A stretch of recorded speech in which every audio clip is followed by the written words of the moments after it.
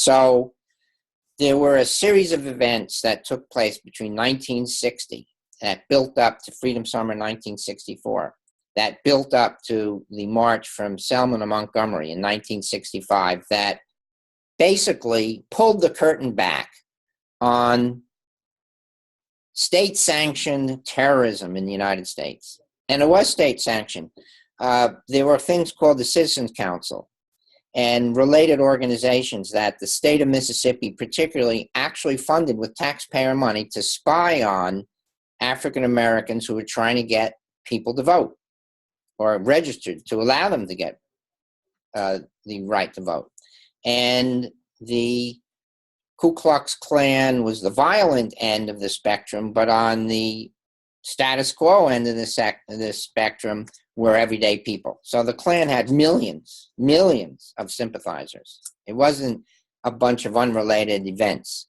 So when white America was confronted with this reality, which took a while, took too long, but finally, white America in aggregate woke up, and the President of the United States, Lyndon Johnson, was an advocate at that point for everybody's rights. He believed all people were created equal, and maybe he didn't even behave that way before he was president. He was a racist, segregationist, elected representative from Texas, but when he became president, his view changed because he was representing all 50 states, and he pushed through with Martin Luther King forced Johnson, I would say, to push through the Civil Rights Act of 65. And the events recently before that motivated white America to realize they needed the Voting Rights Act so that African Americans had the right to vote, so that the federal government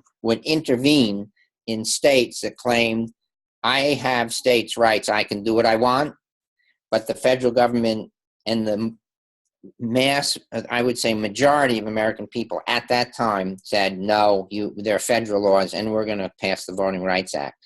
That's why the Voting Rights Act was passed.